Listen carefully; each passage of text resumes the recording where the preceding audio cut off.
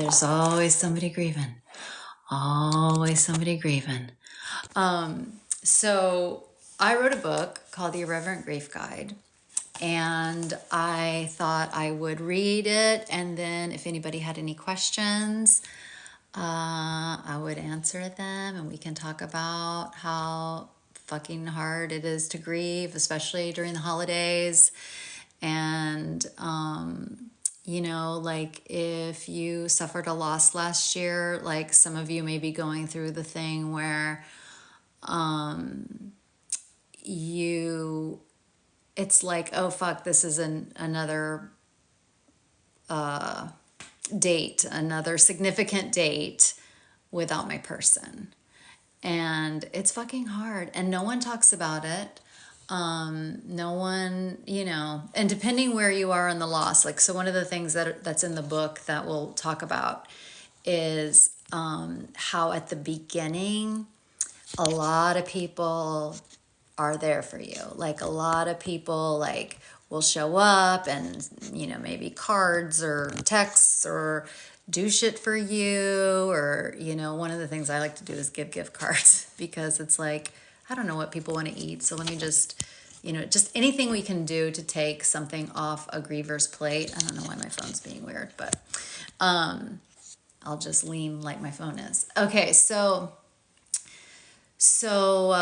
but depending where, so around, the 3 to 6 months, a lot of times it starts sooner. So around the 3 to 6 month piece, people start disappearing.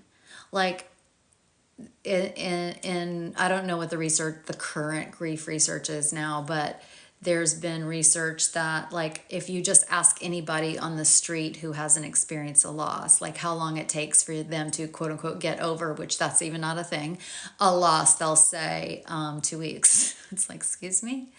And then we think we have the loss and it's going to get better each month. It's going to get better each month. It's going to get better each month. But what actually happens is the loss happens. We're actually high functioning, and then our functioning goes down. It starts to get harder to 6 months. And one of the reasons is that there's less people seeing how we're doing. There's less people,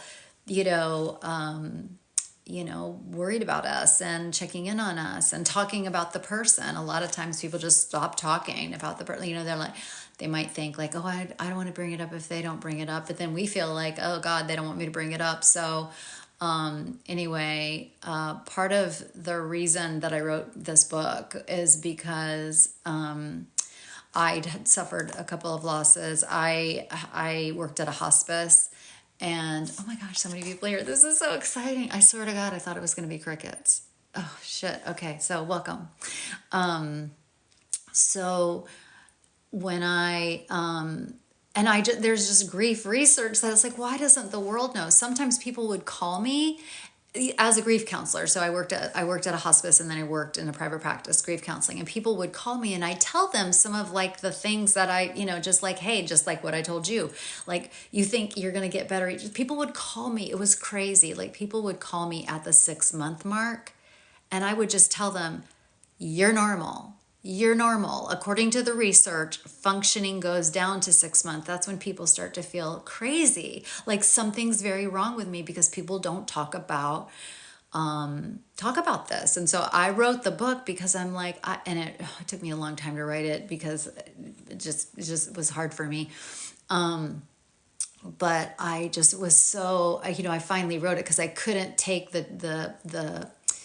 I couldn't take carrying it around with me anymore, because I kept being astounded that nobody in pop culture just talks about, a lot of this talks about the stages of grief, which they're, me, if something is helpful, then use that. If the stages are helpful, use them, whatever's helpful. Like, it's just really hard to be a griever. So that's why I wrote the book, is there's just a few things that I learned in my experience working as a grief counselor in hospice and working as a grief counselor in my private practice that I felt like most people didn't know. And like, I found it helpful. And so my clients found it helpful. And so hopefully you'll find it helpful too.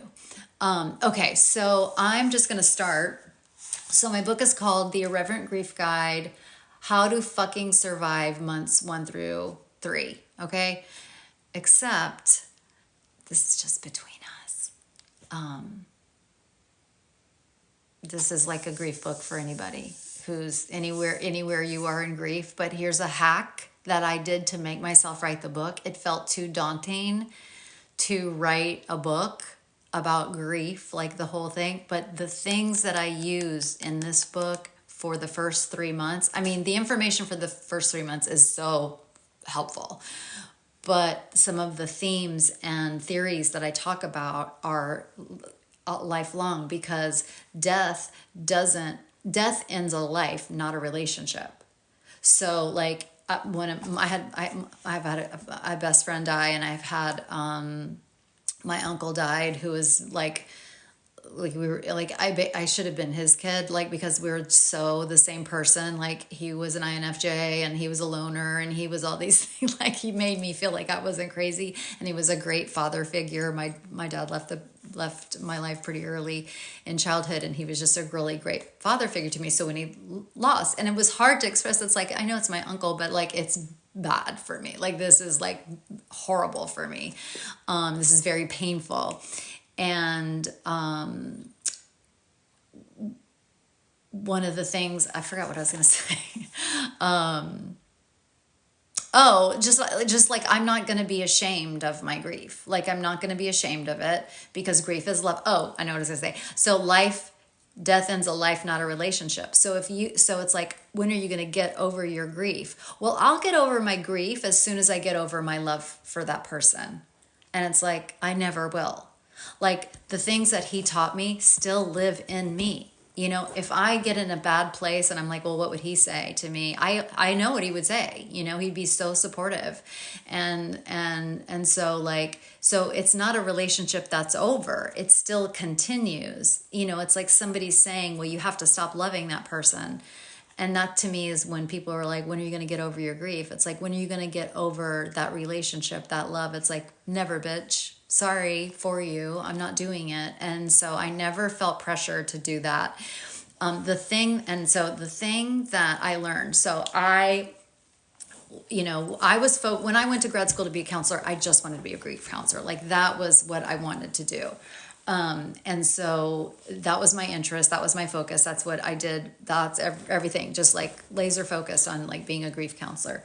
And so, then, so I studied, and I was lucky enough, guess what? Not all counseling programs have a grief class. Like, I had one class in grad school about grief. Most programs don't have it at all. And so, I was lucky enough to get to study it in college, in grad school. And then I started working, and I started using the theories that I found most helpful and passing them on to my clients. And then I suffered a loss. That's when my uncle died. And I'm like, oh my God, do I have to quit work? Can I still be a grief counselor? Like, is this okay? Like, is this ethical? Like, I was just really, really struggling. And I'm like, nope, and so what I learned to do is I learned to do so much self-care, so then I could go to work and show up for my clients, and I wouldn't like pour my grief on them or whatever. But honestly, those were some of my best sessions, because it's like, I pride myself on being the real deal. If I tell my client to do something, it's because I did it. And so, but what I found is I couldn't do much else outside of my dog is being annoying. Stop.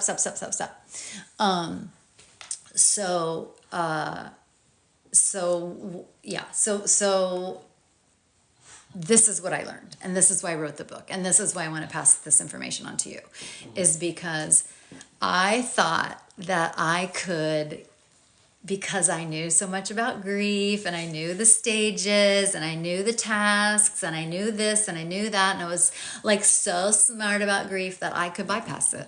Like, I wouldn't, like, it wasn't gonna quote unquote be as bad for me. And what I realized is education meant shit. When you're in grief, it means it doesn't make the grief part better. It's not like I got grief light because I know about it and I live it, whatever. But what it did do, and this is so important, Sup it, Dougie. What is so important is that I never felt shame about my grief. And you know what's so interesting, that and I was so interested to see this, is like, people, I'm a grief counselor. People would hire me as a grief counselor. They would come into my office. They would talk about their broken heart and their loss and the death that happened. And they would start crying sometimes, and then they would apologize for crying to a grief counselor. That's how ashamed we are of grief. That's how it's like, so for me, I wrote this book so that, and that's what the education, when I couldn't function, when I had cereal for dinner and gave my kids cereal for dinner for like a month, so cereal pizza, whatever, like, I'm like, I had no shame about it, because it's like, I know that, you know, I'm still being able to be a good mom. We're not going to eat like this forever. We're going to get to the other side of this. And so that's what it helped me. And it helped me like understand, if I understand the processes that I'm going through, then I don't have to be afraid of it. And I don't have to like worry about the big picture of it. And I can just grieve when I need to grieve, and use the tools so I could function in my life. And in fact, as a grief counselor, what I learned was, people didn't need me for grief. They didn't, you know, they got information, they got support, they got that, but they didn't need me to help them with their grief, because grief is a normal, natural process that humans know how to do. Our psyches know how to do it. What I learned my role is, again, educating in the places where I could educate, showing them, you know, connections between, oh, that's grief, or that's, a lot of times it was about separating, oh, that's grief, that's trauma, which they're two different things. And then, but grief feels like trauma, like anyway, but I could help show like, oh, you're feeling that way because of trauma, but that, what you're saying right there, is a grief symptom. And sometimes it's just helpful to name things. It's like, oh, okay, this makes sense, you know. So I was there for that, but I was also there too, because for me, the biggest deal in grieving in our culture is functioning. How can I function? How can I maintain my life? How can I still be a good mom? How can I still be a good partner? How can I still be a good student? How can I, you know, do these things and grieve, and not just like lose a whole, you know, year, 2 years, whatever, many years of my life. What can I do? And so what my role was, not to like get in there and help them with their grief or whatever, but to like, oh, you could do this, or you could let that thing go, or you might, you know, maybe, you know, I'd say maybe you just need to, you know, order out. And yes, there's going to be more fast food. It's not going to look like this in 3 months. It's not going to look like that. You know, maybe your house doesn't need to be that clean. Like, let's focus on the bare minimum or whatever. And just to sit, because it's like, for me, I'd want to show up for my kids. I'd want to show up for my clients. I'd want to show up for my spouse. I want to show up, you know, but other things had to be let go. Like, there were some friendships that I wasn't going to be able to be like social with or whatever, because of what I was going through. I just didn't have the bandwidth. So I just figured out what my priorities are. And that's what I was doing, helping my clients do. So, okay.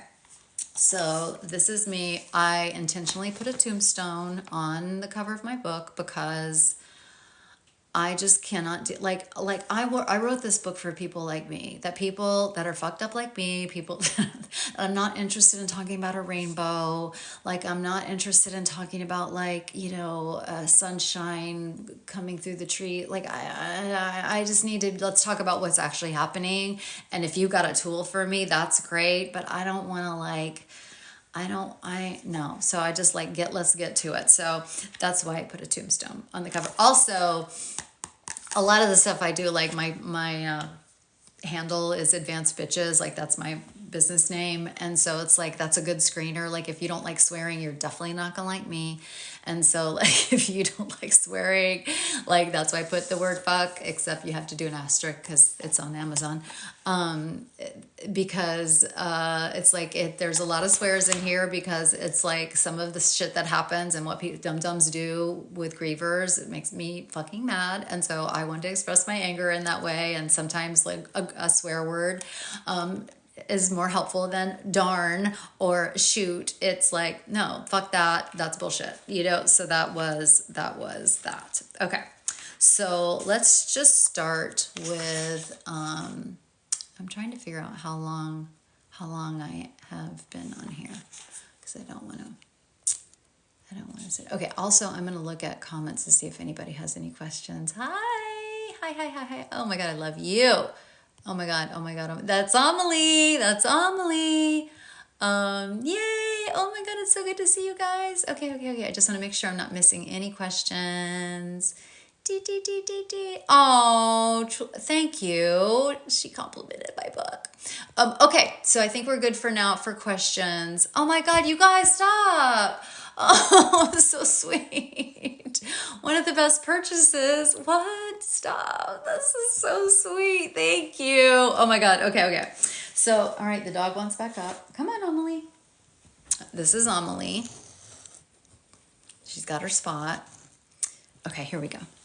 And I am so sorry about this phone. I will fix it for next time. Okay. So the first thing is the introduction, and I have no idea what I said, so let's find out what I said. Okay. I'm so glad you're here, and I'm happy to meet you because I'm the bitch that's going to get you through this. Thank you for honoring me with your attention in this shit show of a time. As you already know, when you're grieving, you don't have the longest attention span, so you don't have to have any time to waste. And that's another thing. That's why it's so short. I try to like pack the most information, and people throw grief books at you. They love to throw a grief book at a griever, and it is a nice thing. I'm not saying it's not a nice thing. I've done it. And it's just like, and a lot of clients would come to me like, oh, I have all these grief books at home, but I don't have the energy to read them. And that's why I was like, yeah, we don't have the bandwidth. So I'm sure I'll get to it very shortly, but some of the main symptoms when a grief starts, like after the death, or even sometimes before, like when you know it's going to happen, it's already starting, of difficulty concentrating, extreme fatigue, and forgetfulness. So difficulty concentrating, extreme fatigue, and forgetfulness. And so, I never ever charged a grieving client for missing their appointment. It's like, they're gonna forget they have an appointment because they're grieving. Like, it's just like, that was my intention behind the book. Okay. The Irreverent Grief Guide isn't for everyone. It's definitely not. It's just for us. I even wrote that. It's just for us. If you're not like the masses on every other day, we are definitely not going to be like the masses when we fucking grieve. They have their grief websites and their books with the pictures of the clouds, the gardens, the sunsets, the ponds, the trees, the skies. So many skies.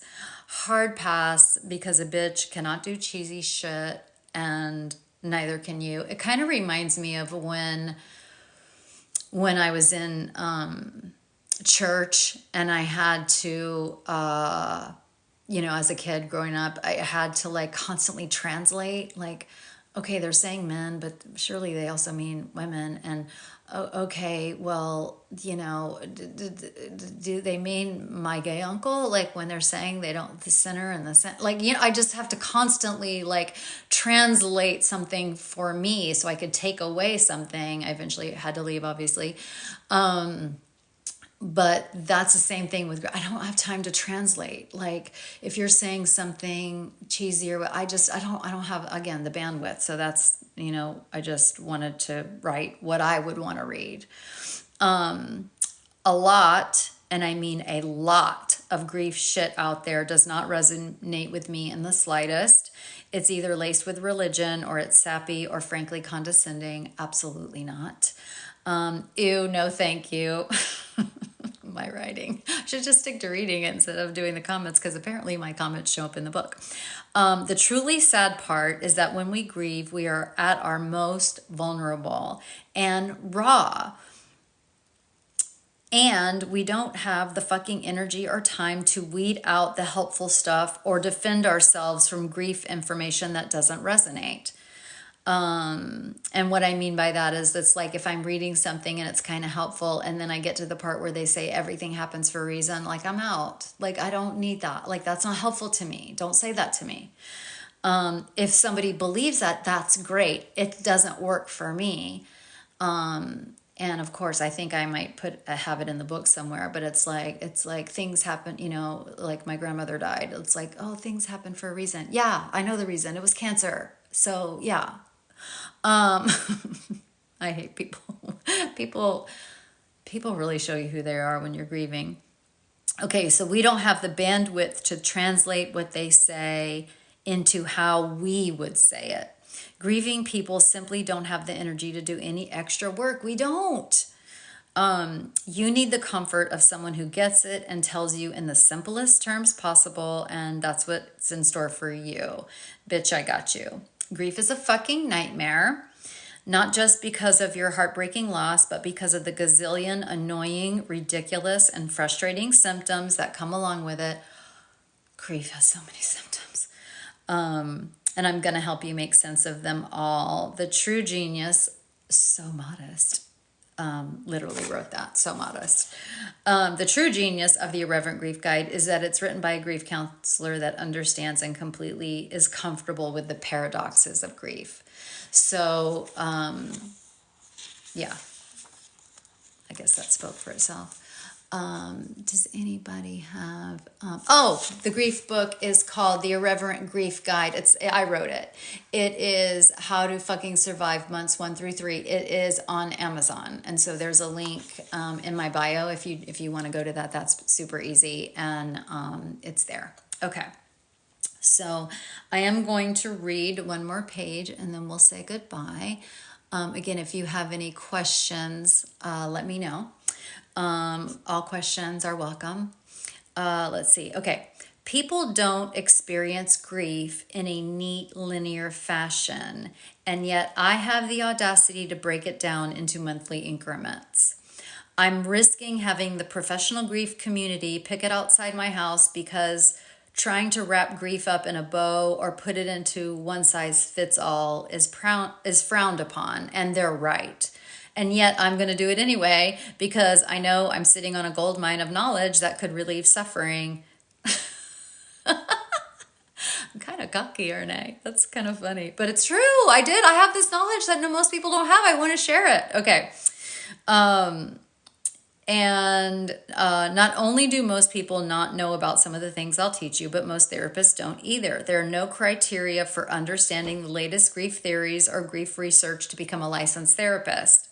The grief course I took in graduate school was only for those, it was an elective. It was only for those interested and not required, which is nuts because every counselor is going to get a grieving client. It's just going to happen.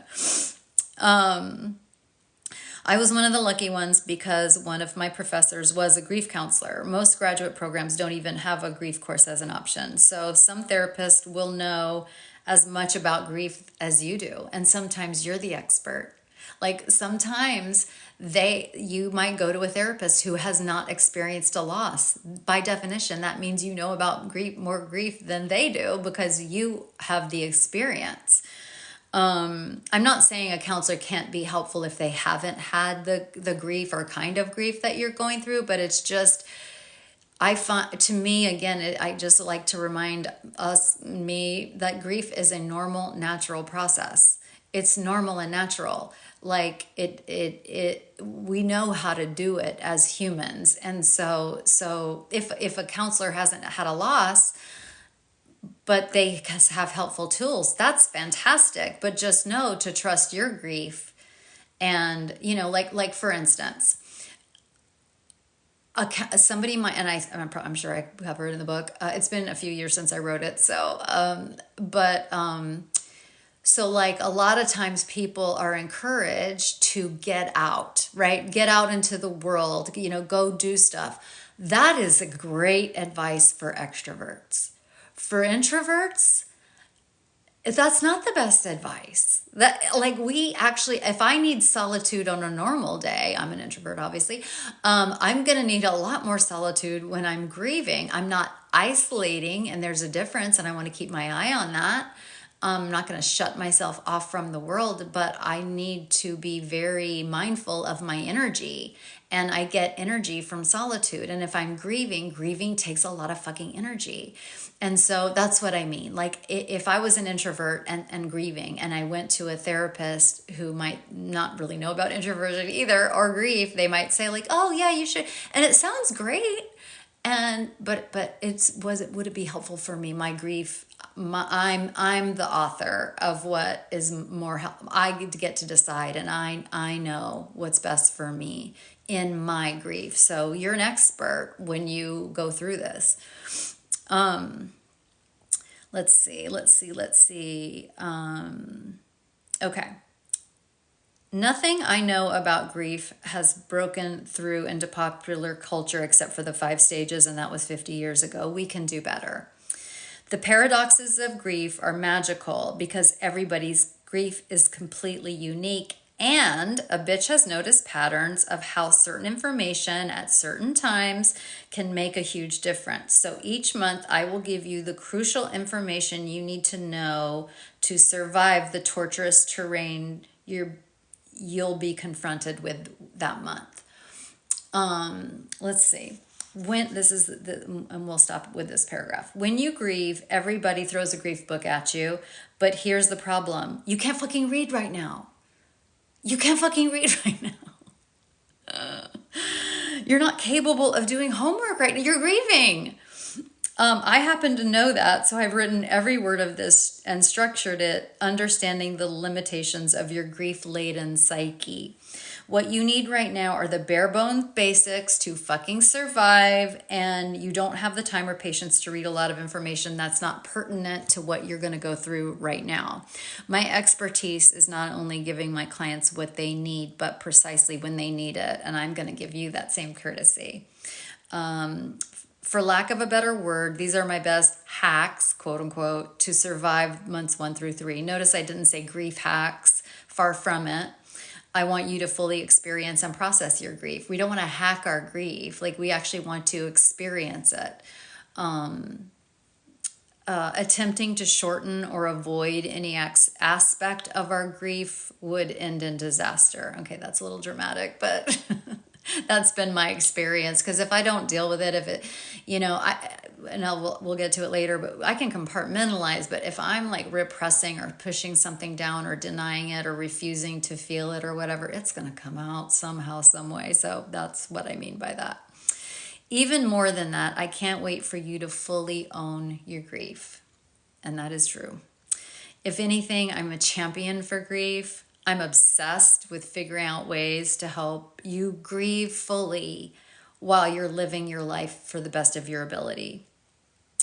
And then I wrote, note, at the end of each section, I've written you a little note of support and encouragement, and it will be in italics. And so I'll read those to you when we get there. So, my whole thing is like we experience grief because we experience love. Like we can't love something and then lose it and not grieve. It's just what is. And so I want to be a person who loves, who still wants to love and figure out. And so I'm willing to take on my grief. I'm so glad that I fully loved my best friend before he died. And I'm totally fine with it wrecked me after he died. Same with my uncle. I am not going to be ashamed of how it destroyed me and also I'm not going to cut myself off to future love. Like one time I had a dog that died, and this was the dog of dogs. Like this dog, there's dogs, and then there's dogs that walk with you through grief and trauma. Like my dog was there during my trauma work. And so when that dog died, I was like, I can't do this again. I can't do this again. It's too hard. And then my therapist at the time, she's like, yeah, but at what cost? And I'm like, fuck. And then we have this friend. Took me 3 years, but still, this little friend has been wonderful. So, let me see. Oh my gosh, I love that. The comment is, I need my husband to read this to understand what's going on with me. Yes, like, oh yeah, like, so in this book, again, I'm gonna let go of the phone so it's gonna tilt. This, we'll get to this and we'll talk a lot about it, but this is what I call the staircase of fuck my life. It's on page 56. And I know it's backwards, but what I want to show you, this is what I talked about before, is that when the death, we think when the death happens, it'll be, that's the worst day, and every day gets a little bit better, a little bit better. No. And there's reasons for this, and I will go into them. But what actually happens is that we're very high functioning. A lot of it has to do with like the numbing. Our psyche numbs the pain. And just like we're kind of numb to it. And then that numbness fades over time. So then we're really dealing with the pain. And that's also the people, like there's less people for support. And so we're kind of on our own, and grief kind of becomes a secret. And that's what I don't want to happen. And at least, so my thing is like, find a safe person who you can talk to your grief about. But, so that staircase is like, it goes month 1, functioning starts getting worse. Month 2, it's a little worse. Month 3, a little bit more worse. Month 4, oh my God, still it's getting worse. Like, no, this can't be. And I swear, everybody that I've told this, it's like, it feels like, yeah, but that's not going to be me. But it's like, it's so weird how anecdotally in my practice and with friends, they have had this experience. And then month 5, this can't be right. And 6 is just, month 6 and 7th is just functioning hell. You have no more inner resources of protection from the pain.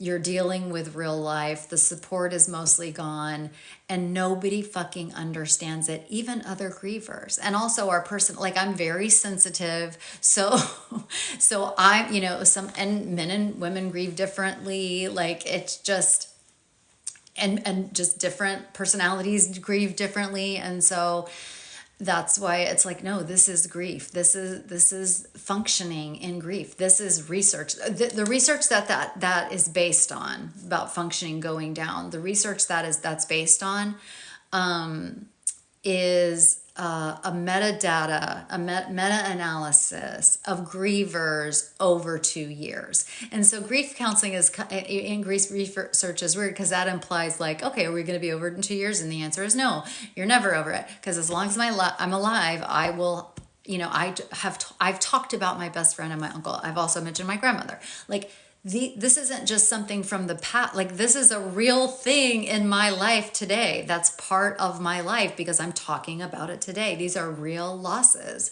And so how am I going to not have that? Like, I'm not sad every day anymore, but I'm not willing to not, so the idea that I would like get over this is nuts to me.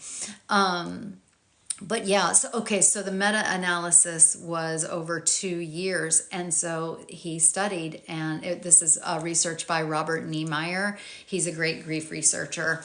And I've taken a couple of his courses in person. So he's a great resource. But Robert Niemeyer showed that functioning went down. And I just saw it in my office over and over again. I'm like, wow, this is the real deal.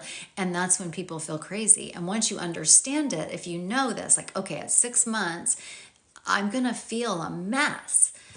You're not going crazy. Like, people feel like they're going crazy. Like, why am I not getting better? And so, having people understand, and that's again about being having the grief research in my bones.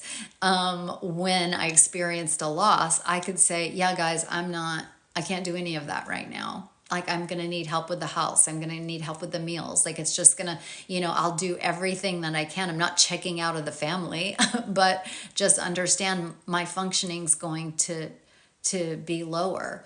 And one of the things I like to say is, we all are working on something. It's fucking New Year's Day. So it's like we're working on, whatever our new habit we want to have, or our new life that we're doing, or I'm working on, being less self-critical, or whatever I'm working on. I think of that as like, that's my front burner thing. Like, that's my front burner issue.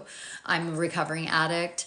And so like, that's, got to make sure all that's in order, and, all that, and recovering codependent and blah, blah, blah. So, and that's my personal growth work. It's in my front row. That's what I'm doing. Front burner, I call it.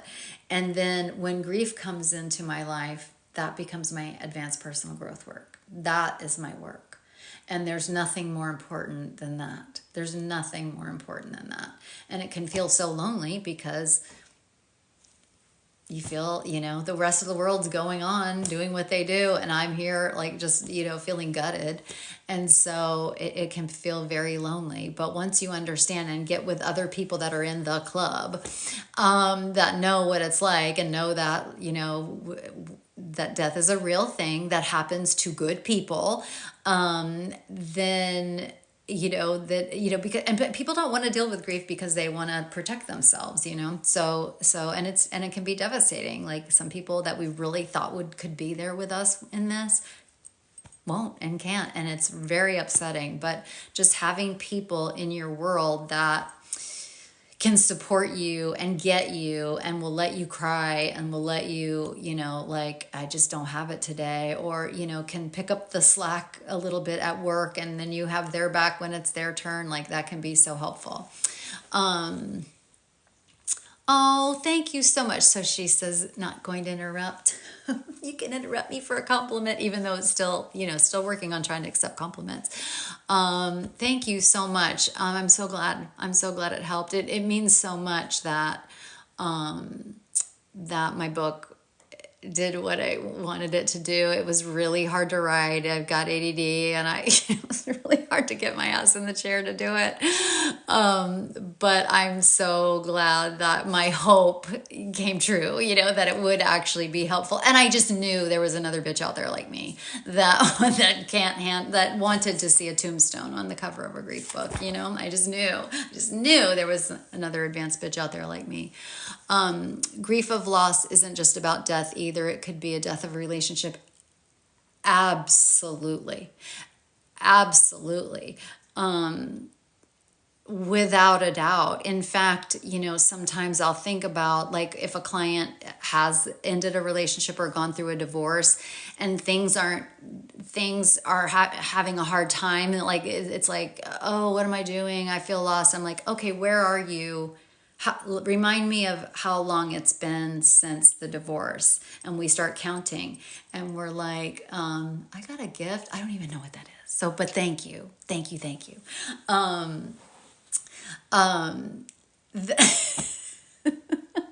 Explain to the boomer. What was I saying? Oh, I've lost my train of thought. Oh, yeah. So we'll calculate. It's like, of course, that was 6 months ago. Sometimes with me too, it's like, like, I just moved, and even though I'm home again. I'm back in Texas. I was in Orlando for a year. And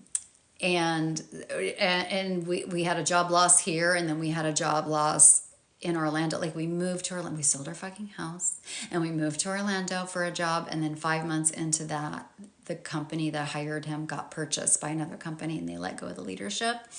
And so, that's a lot. And so sometimes when I'm feeling like I can't move, I don't want to do anything, I'm so exhausted, difficulty concentrating, exhausted, it's like, oh, that happened 5 months ago, 6 months ago. Like, it makes sense that functioning would go down. And so absolutely. Yeah, so definitely and the things, this is written for somebody who has experienced the death. So I don't want to mistake, I don't want to, I think I could write another book that talks about that and then take all of my grief knowledge and put it in that.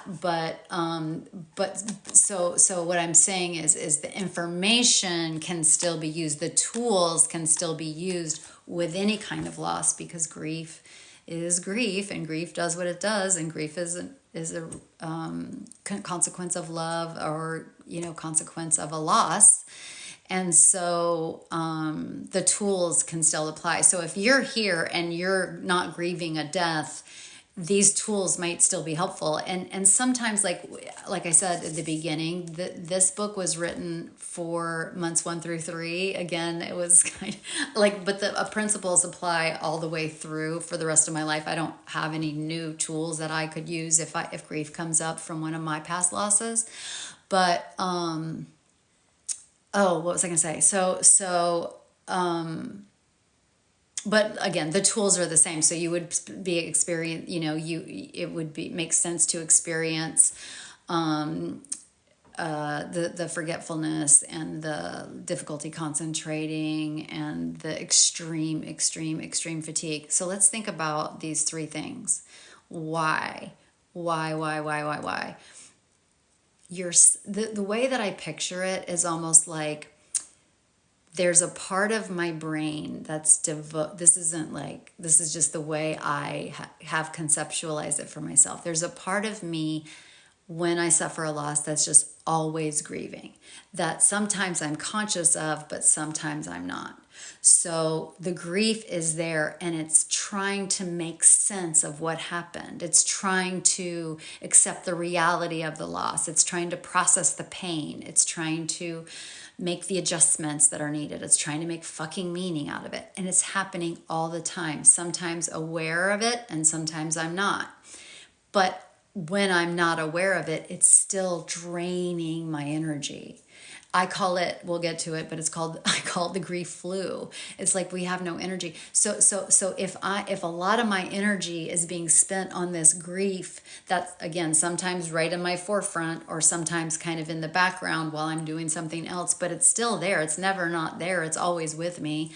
And of course I'm going to have difficulty concentrating, because I like to think of it as like my psychological immune system. So the psychological immune system, we have the physiological. So when we get the flu, our blood cells and our this and our that and our white blood, our immune system is going to town trying to fucking save our lives. Well, our psychological immune system is doing that too when we're grieving. And so it's working so hard in the background of, getting you to put one foot in the front of the other. And so difficulty concentrating, of course, you're not having the energy you normally do to concentrate. And then extreme fatigue, of course, because you're doing all this work. Think of how tired you are when you have the flu. Psychologically, there's the psychological immune system trying to save your life, and then forgetfulness, of course. Like I can't, I'm grieving. This is all taking my energy. So that's how I've made sense of it all. Oh my God, I'm so glad. She says, or he or she or they say, sorry, I don't want to obviously misgender anybody, especially if you're fucking grieving. It's like, that's the last thing we need when somebody's grieving, is to deal with the other stuff. But anyway, I'm so glad. My plan is to get on live as many days as I can and just continue to read the book. I know this recording gets saved. I have a YouTube channel, so I guess I'll just still send these over there. Or that is what I will do, so they can be watched later. And if you missed a part of it or whatever, or if, moving forward, if you miss a day, you can catch up, because I'm planning to read the whole book this year. So anyway, how many times do I need to cry? Because after a while you don't want to, but you feel like you need to. Oh my gosh. It's so hard. It's so hard. But here's what I have to say. If we are crying, that means those tears need to be cried. I heard, this was like some spiritual teacher, I can't remember who, said, if I have 17 tears in me and I only cry 15 of them, two of those tears are going to remain inside of me and become toxic. And that's why I'm not ashamed. Bitch, I will cry as many times as I need to. And if I have just cried and I need to cry again, well, I guess that's what I'm doing for the rest of the day, you know? And so now we're back to, why is it so exhausting? Grieving is exhausting. Crying is exhausting. It's emotionally exhausting. We're crying and then we have to deal with the hangover. Like, I get migraines after I cry. Like, but, you know, this is what I have to, well, I don't have, hold on. This is what I have to say about crying again. Hold on, I'm right here.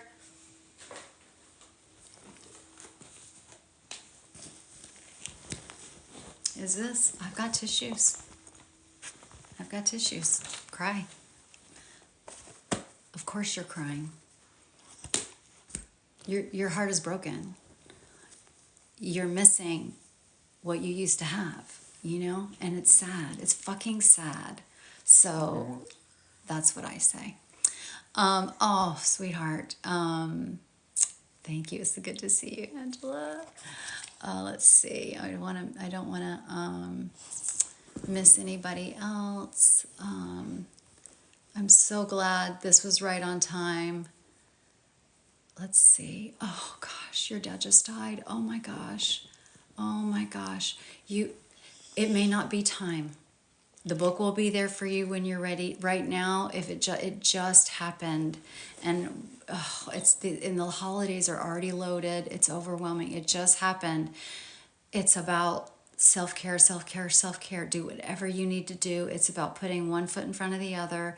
It's getting through. You just keep walking. You just keep doing, just, you know, just hold on. Just hold on. And I am so fucking sorry. That is so sad. And I'm so sorry that happened. I'm so sorry that happened. And I'm honored that you shared that here. And I'm honored that you felt like this was a safe space to tell us what's going on. So I'm thank you for sharing that. And thank you. Let's see. I also lost my daughter when I was 19. She was 5 months old and perfectly healthy.